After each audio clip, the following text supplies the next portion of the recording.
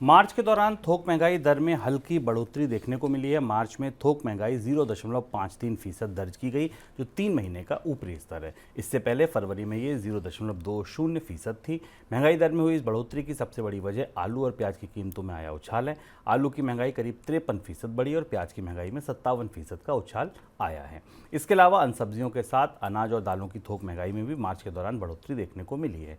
थोक महंगाई में ये बढ़ोतरी आगे चलकर रिटेल महंगाई को बढ़ा सकती है, जो फिलहाल 9 महीने के निचले स्तर पर है। मार्च के दौरान रिटेल महंगाई दर 4.85% दर्ज की गई। सर, खुदरा महंगाई के आंकड़े और बाजार की तस्वीर कुछ भिन्न नजर आ रही है। अगर आप महंगाई के दोनों आंकड़े देखें, अगर आप सीपीआई और डब्ल्यूपीआई का, सीपीआई का आंकड़ा कंज्यूमर इन्फ्लेशन या उपभोक्ता महंगाई का आंकड़ा पिछले सप्ताह आया था और थोक महंगाई का आंकड़ा आज हमारे पास आया है।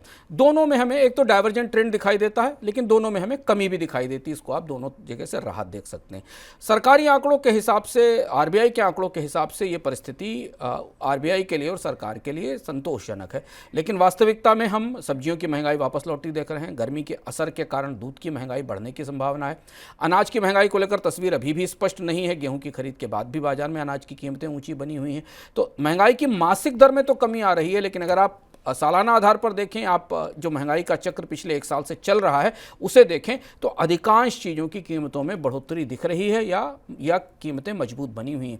एफएमसीजी कंपनियों ने अपने प्रोडक्ट की कीमतें बढ़ाई हैं, सीमेंट कंपनियों ने सीमेंट की कीमतें बढ़ाई हैं।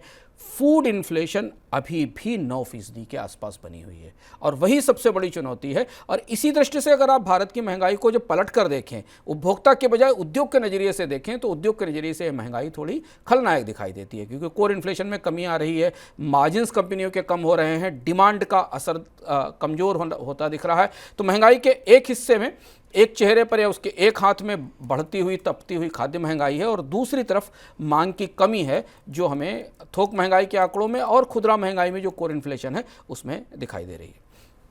आलू का रिटेल भाव महीने भर में करीब 10% बढ़ गया है, जबकि सालाना आधार पर दाम में 32% से ज़्यादा की बढ़ोतरी हो चुकी है।